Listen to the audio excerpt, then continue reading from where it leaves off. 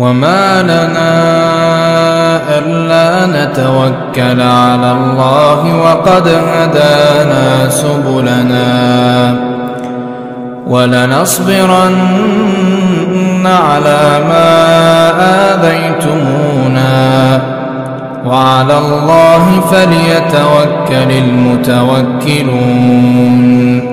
Jamaah yang dirahmati oleh Allah Subhanahu wa taala, alhamdulillah pada pertemuan yang sebelumnya pembahasan mengenai episode kehidupan Nabi Shallallahu Alaihi Wasallam untuk fase sebelum kenabian atau sebelum kerasulannya Nabi Muhammad Shallallahu Alaihi Wasallam itu sudah kita baca, baik itu secara mendetail maupun nanti secara global yang sudah kita sampaikan kemarin.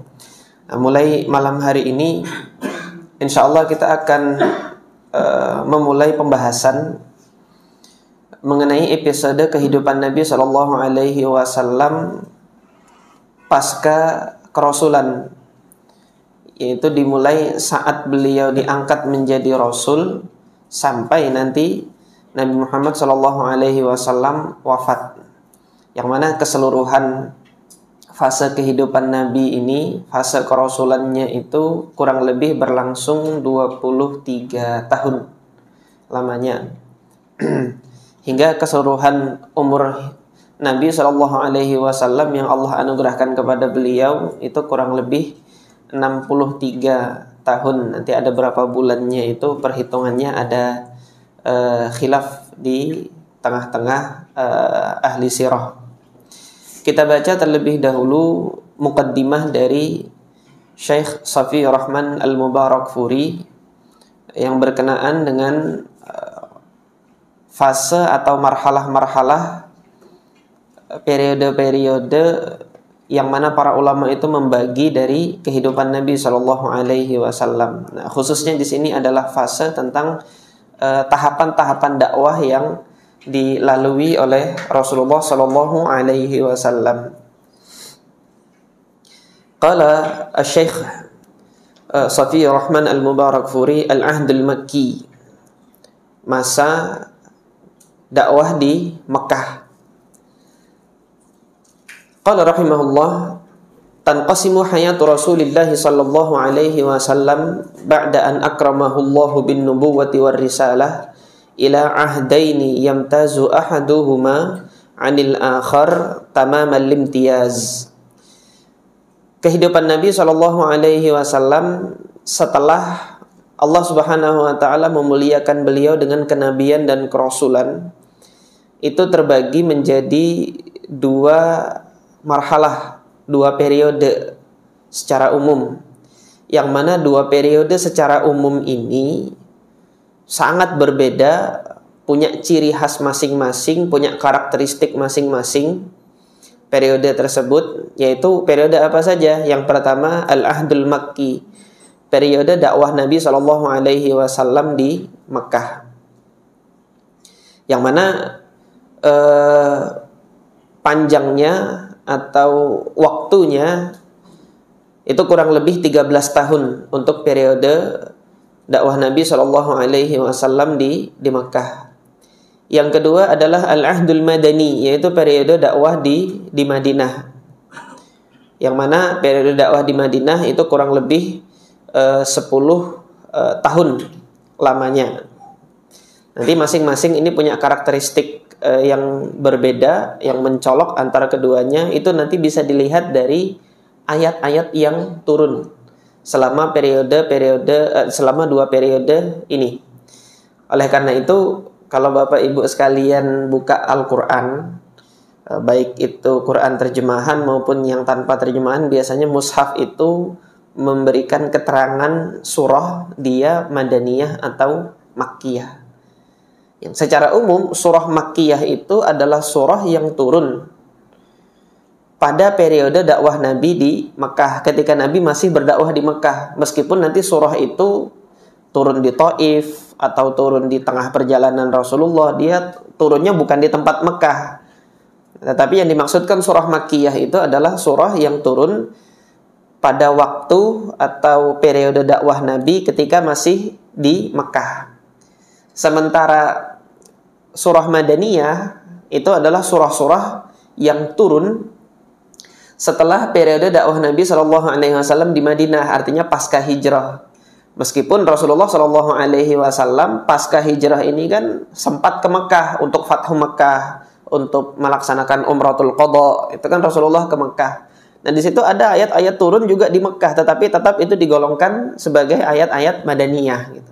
Bukan dikatakan sebagai ayat Makkiyah, tapi di ayat Madaniyah. Karena yang dimaksud dengan Makkiyah dengan Madaniyah itu adalah periodenya, bukan tempat turunnya. Nah, adapun tempat turun itu ayat ada banyak turun di Mekah maupun luar Mekah atau Madinah maupun di luar Madinah. Jadi perlu dipahami terlebih dahulu yang dimaksud dengan surah Makkiyah dan surah Madaniyah. Nah, berangkatnya itu dari pembahasan sirah ini. Oleh karena itu studi tafsir, ini perguruan tinggi yang melaksanakan studi tafsir itu mewajibkan adanya mata kuliah sirah. Untuk apa itu? Mata kuliah sirah ini diwajibkan untuk mengetahui periodisasi turunnya ayat. Periodisasi turunnya ayat ini nanti berpengaruh terhadap pemahaman dan penafsiran suatu ayat. Misal saya dahulu mendapat faedah ini dari Ustadz Ansari Taslim hafizahullah, ketika beliau menyebutkan penafsiran dari ayat terakhir surah Al-Hujurat kalau nggak salah, yang Al-Ankabut, bukan Al-Hujurat, surah Al-Ankabut itu di mana Allah Subhanahu wa taala berkalam, walladzina jahadu fina lanahdiyannahum subulana. Barang siapa yang bersungguh-sungguh di jalan kami ini, maka Allah Subhanahu wa taala akan membukakan jalan, menunjukkan jalannya itu di mana gitu. Nah, kata beliau, ini ayat Makkiyah. Artinya turun di Mekah, tetapi sudah disebutkan kata jihad. Sementara jihad itu kan yang banyak diartikan ketika Al-Qur'an itu menyebutkan kata jihad, maknanya yang paling sering itu adalah makna perang. Tetapi ketika ayat ini turun di Mekah, syariat perang belum ada. Kaum muslimin belum diperintahkan perang ketika di Mekah. Ketika di Mekah kaum muslim itu diperintahkan sabar gitu. Sabar, diperintahkan untuk sabar. Tetapi kok ada perintah jihad? Gitu kan, ayat ini kok turun menggunakan kata jihad.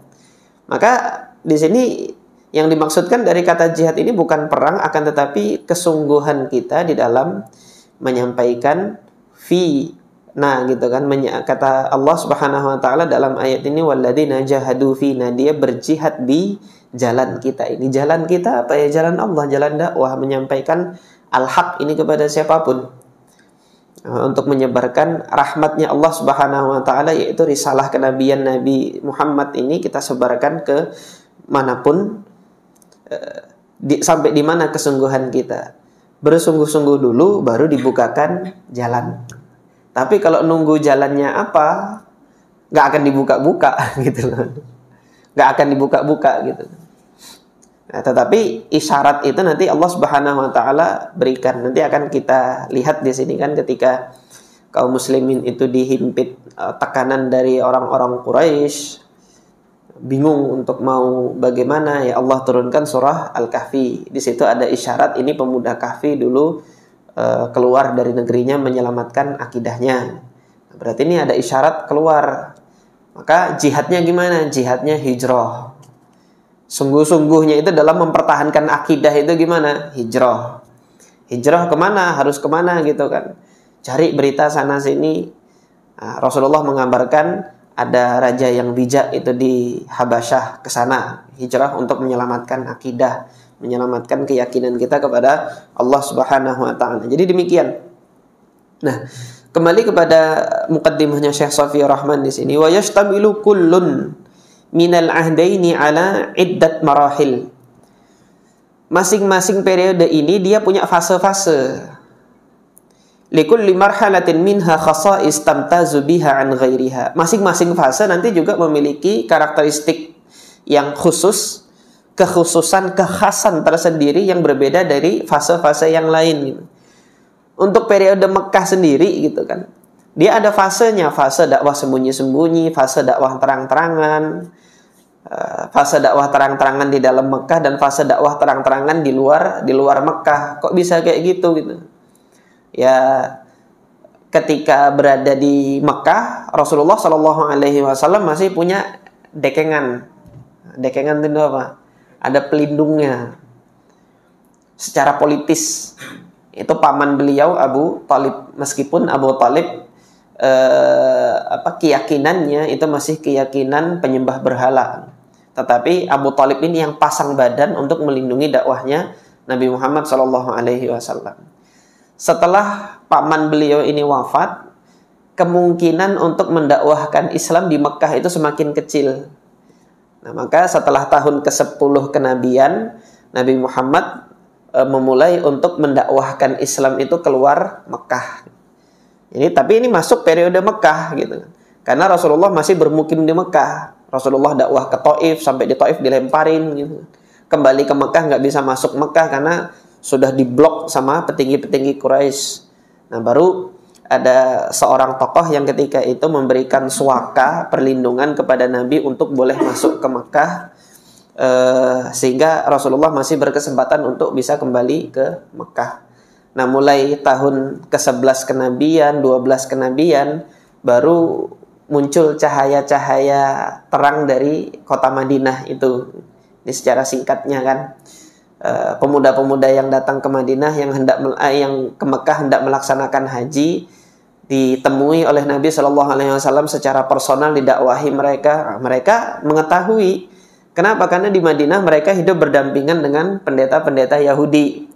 Di dalam nubuat kitab-kitabnya Yahudi itu nanti akan hadir Nabi akhir zaman. Orang-orang Yahudi itu udah berkoar lama-lama gitu. Dan itulah tujuan orang-orang Yahudi ramai-ramai berbondong-bondong pada saat itu hijrah dari Syam menuju tanah Hijaz. Buat apa? Harapannya Nabi yang terakhir nanti terlahir di masa ini itu terlahir dari keturunan mereka. Tetapi Allah pilih dia dari keturunan Arab. Kecewalah mereka dan nggak mau mereka beriman kepada Nabi Muhammad SAW. Ayatnya kan tadi barusan dibaca nih sama imam tadi. Alladzina atainahumul kitaba ya'rifunahu kama ya'rifuna abna'ahum. Orang yang kami berikan Alkitab kepada mereka mengetahui Nabi Muhammad itu. Ya'rifunahu, mengetahuinya. Kebenaran tentang kenabian Nabi Muhammad itu mereka tahu. Kama ya'rifuna abna'ahum, sebagaimana mereka mengenali anaknya sendiri, kalau ini anak saya gitu loh. Yang ngelahirin istri saya. Kenal tapi mengingkari gitu loh. Orang Yahudi demikian. Nah, datangnya sebagian pemuda-pemuda yang dari Madinah ini berdialog dengan Rasulullah, baru disampaikan ini loh Nabi akhir zaman yang diteriakkan pendeta-pendeta Yahudi itu sudah ada itu di Mekah. Di situ nanti awalnya Nabi hijrah, yang puncaknya nanti di tahun ke-13 kenabian Rasulullah hijrah, dan itulah dimulai awal periode Madinah nanti di situ. Nanti rinciannya akan kita pelajari satu persatu. Wa yadhhar dzalika jaliyan ba'da nadhri daqiq fi dzuruf allati marrat biha ad-da'wah khilal al-ahdaini. Nanti akan nampak gitu kan. Akan nampak ciri-ciri dari fase-fase dakwah Nabi, fase-fase kehidupan Nabi pada dua periode ini, setelah kita nanti melihat peristiwa-peristiwa yang terjadi dan juga ayat-ayat yang turun berkenaan dengan peristiwa-peristiwa tersebut. Secara umum, Syekh Safiur Rahman Al-Mubarakfuri membagi wa yumkinu taqsimul ahdi al-makki ila 3 marahil. Untuk periode Mekah bisa kita bagi fasenya itu ada 3 fase. Yang pertama marhalatud dakwah as-sirriyah 3 sanawat, yaitu fase dakwah sembunyi-sembunyi itu selama 3 tahun. Ini dakwah sembunyi-sembunyi ini apa saja, hikmahnya dan lain sebagainya itu apa, nanti insya Allah secara rinci akan kita bahas. Tapi setidaknya hikmahnya dakwah sembunyi-sembunyi itu membentuk jaringan, Bapak Ibu sekalian. Jadi dakwah itu nggak bisa sendirian, nggak Satria Baja Hitam dia ngalahkan monster sendirian, nggak bisa. tapi membentuk jaringan gitu kan. Ini yang dilakukan oleh Rasulullah SAW, datang kepada Abu Bakar dakwahi ini. Nah, dari Abu Bakar itu masuk Islam sejumlah sahabat Nabi yang dikenal dengan istilah as-sabiqun al-awwalun, yang pertama kali masuk Islam gitu. Nah, dari mereka ini nanti mendakwahi kepada keluarganya masing-masing hingga terbentuk suatu komunitas, terbentuk suatu jaringan. Jaringan ini nanti yang kemudian digerakkan untuk melanjutkan dakwah pada fase yang kedua, yaitu marhalah i'lanid dakwah fi ahli Makkah, yaitu fase menyuarakan kebenaran ini dengan terang benderang. Yang namanya kebenaran nggak boleh disembunyikan. Jadi dakwah sirriyah ini sementara saja. Kalau bertahun-tahun sirriyah, bertahun-tahun masih sembunyi aja, itu dicurigai, itu nggak benar itu gitu. Nah, tapi ketika dia kebenaran, keluarkan. Nah, ketika kebenaran itu dikeluarkan, nanti akan terjadi benturan. Pasti itu akan terjadi benturan. Ketika itu nanti terjadi benturan, tapi benturan ini karena al-haq disuarakan berbenturan dengan yang batil. Nah, sekarang yang jadi masalah ketika kita menyampaikan al-haq, sebagian oknum itu ketika menyampaikan al-haq disertai dengan sesuatu yang batil juga gitu loh. Ya, hingga terjadi benturan gitu. Benturan yang tidak diinginkan. Bukan antara benturan hak dengan yang batil, tetapi ketika hak ini dibungkus dengan bungkus yang tidak baik, itu yang menjadikan keresahan di sebagian tempat. Kemudian fase yang ketiga dari periode dakwah Mekah ini, marhalatud dakwah kharija Makkah, yaitu fase dakwah di luar kota Mekah. Dan ini nanti dakwah yang dilakukan oleh Nabi SAW di luar Mekah, yaitu dakwah ke masyarakat Taif. Nah, ini selama kurang lebih 3 tahun juga sebelum hijrahnya Nabi SAW ke Madinah. Jadi secara umum ini pembagian al-ahdul Makki atau periode Mekah ini oleh Syekh Safi Rahman Al-Mubarakfuri rahimahullah.